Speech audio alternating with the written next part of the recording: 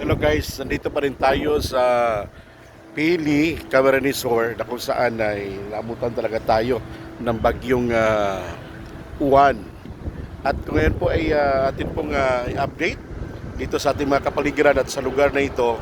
Okay na, makulimlim lamang ang panahon, ang kalangitan. Tingnan niyo po. Yan na. At wala na pong ulan.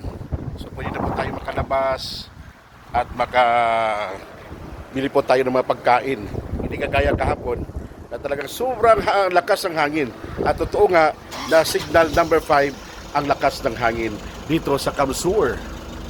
At makikita ho tayo ngayon o maya-maya yung mga nangyayari at mga naputol po na mga naputol po mga punong kahoy at mga bahay na walang bubong dahil ho sa bagyong Uwan kahapon. So guys, kakain po kami ngayon. Oras po natin is 2 minutes before 2 in the afternoon.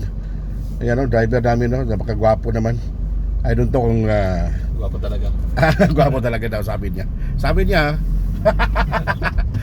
So kami po ay kakain dahil sa aming panangalian. We are going to left side, please. So ito na po nangyayari dito sa may diversion road po ng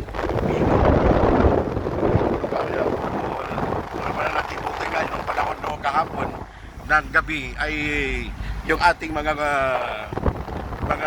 mayor o mga opisyalis dito sa bayan na ito ay nag-ikot para titingnan itong mga daan kung ano pong mga naputol na mga punong kahoy. Nga pala, parang wala naman ito kagabi. Oo. Ayun po, mga bahay na talagang ating pong wala pong punong kahoy o punong mga bubong po nila. Kawawa talaga.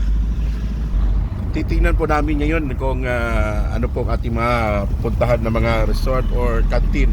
Kung mayroon po bang bukas na mga canteen dito sa bayan po ng Pili, Camarines Sur. Tayo makakahon. Titingnan natin.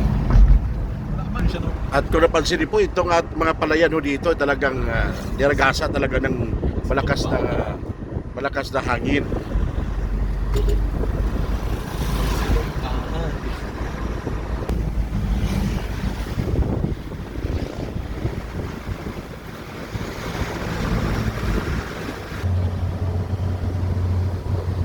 Ito ang update dito sa Pili, Camarines Sur.